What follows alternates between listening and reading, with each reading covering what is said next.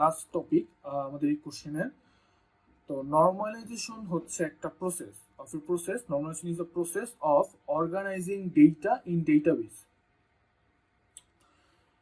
It is used to minimize the redundancy from a relation or a set of relation.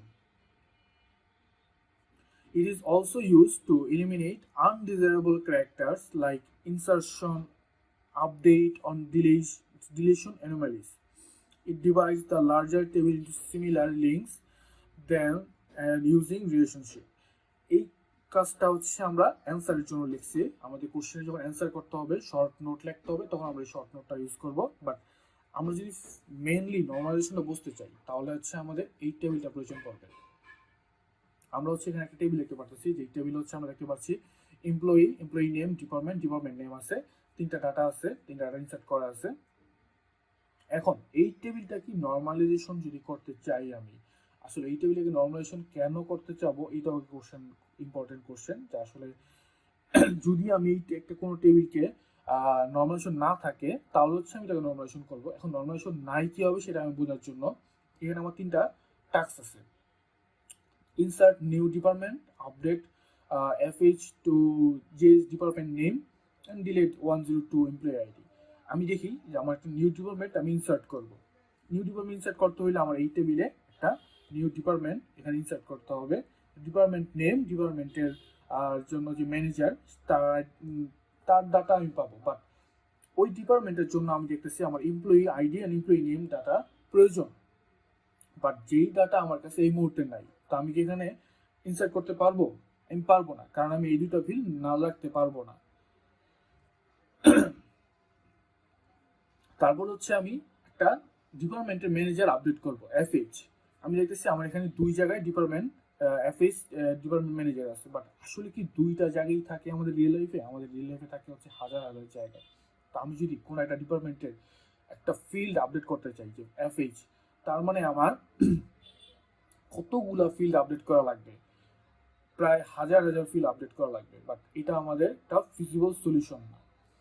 Delete 102 employee ID, আমরা 102 একটা employee ID delete করবো। But আমি যদি 102 employee ID delete করি তাহলে আমি দেখতেছি যে এমপ্লয়ি আইডি ডিলিট হচ্ছে, এমপ্লয়ি নেম ডিলিট হচ্ছে, ডিপার্টমেন্ট ডিলিট হচ্ছে, অলসো ডিপার্টমেন্ট ম্যানেজার ডিলিট হয়ে যাচ্ছে। তার মানে আমার একটা ডিপার্টমেন্ট ফুলি ডিলিট হয়ে যেতেছে যদি আমি এমপ্লয়ি ডিলিট করতে চাই। তো আমার এইখানে আমি কোনো ইনসার্ট, আপডেট এন্ড ডিলিশন করতে পারতেছি না। আমার এটা একটা অ্যানোমালি সৃষ্টি হয়েছে। তো এই অ্যানোমালিটা দূর করার জন্য আমাদের মেইনলি নর্মালাইজেশন প্রয়োজন হয়। আর এটা হচ্ছে আমাদের সলিউশন নর্মালাইজেশনের। তা আমরা এখানে কি করব, একটা ইনসার্ট করার জন্য আগে যে চিন্তা করি যে আমাদের একটা নিউ ডিপার্টমেন্ট ইনসার্ট করব। তো আমি যদি ডিপার্টমেন্টে শুধু ডাটা ইনসার্ট করি তো আমার এমপ্লয়ি আইডি প্রয়োজন পড়তেছে। তার মানে যদি আমি ডিপার্টমেন্ট টেবিলটাকে আলাদা করে ফেলতে পারি তাহলে আমার এমপ্লয়ি কোনো ডাটা প্রয়োজন পড়বে না। তা আমি কি করবো, ডিপার্টমেন্টটাকে আলাদা করে ফেলবো এই টেবিলে, ডিপার্টমেন্ট আইডি দিয়ে আলাদা আলাদা। ডিপার্টমেন্ট নেম যদি আমি চেঞ্জ করে ফেলি তাহলে আমি এখানে জাস্ট ইজিলি ডিপার্টমেন্টের নতুন, এখানে ইংলিশ, বাংলা, ম্যাথ আছে, আমি যদি চাই এখানে একটা সায়েন্স ডিপার্টমেন্ট নিউ অ্যাড করতে পারবো, তাহলে আমার এমপ্লয়িতে কোনো ইম্প্যাক্ট পড়বে না।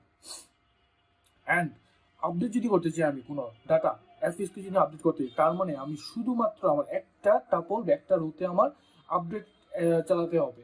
আমার বাকি কোনো ডিপার্টমেন্ট না, কোনো এমপ্লয়ি টেবিলে কোনো হাত দেওয়া লাগবে। খুব ইজিলি সলিউশন হয়ে গেল। অ্যান্ড ডিলিট 102 এমপ্লয়ি আইডি, আমি যদি কোনো এমপ্লয়ি ডিলিট করতে চাই তাহলে আমার শুধুমাত্র এমপ্লয়ি আইডি ডিলিট হবে, কোনো ডিপার্টমেন্টের কোনো ডাটা ডিলিট হবে না। এখন কারণ হয়েছে যদি আমি যেহেতু দুইটা ডাটা আলাদা করে ফেলছি, এই টেবিলটা আমার ছিল না, এটা নতুন আসছে, এইটা না থাকে তাহলে কি হবে, তাহলে তো আমার কোন এমপ্লয়ি কোন ডিপার্টমেন্ট আছে সেটা আমি নিতে পারবো না। তো আমাদের এখানে এটা হচ্ছে আমাদের প্রাইমারি কি, আর এটা হচ্ছে আমাদের ফরেন কি। আমাদের একটা ফরেন কি ব্যাপার আছে ডাটাবেজে। তো ডাটাবেজে আমরা সেই ফরেন কি ইউজ করে আমরা খুব ইজিলি একটা টেবিলের সাথে আরেকটা টেবিল রিলেশন করতে পারি। রিলেশন করে আমরা খুব ইজিলি নর্মাল করে ফেলতে পারি ডাটাবেজটাকে, সেটাকে আমরা নর্মালাইজেশন বলি। তো আমি দেখতে পারতেছি 102 এমপ্লয়ি, যে তার নাম হচ্ছে এ, সে আসে হচ্ছে ইংলিশ ডিপার্টমেন্টে। তো আমি এখান থেকে জাস্ট যদি 101 ডিলিট করে ফেলি তাহলে জাস্ট ফরেন ডিলিট হচ্ছে, বাট আমার ডাটাবেস থেকে সেই ডিপার্টমেন্ট ডিলিট হচ্ছে না। তো এই হচ্ছে আমাদের 55 BME স্পেশাল কোর্সের সেকেন্ড কোশ্চেনের ফুল ডিসক্রাইব সলিউশন। আশা করি আপনারা ফুল কোশ্চেনের অ্যান্সারটা ভালো মতো বুঝতে পারছেন।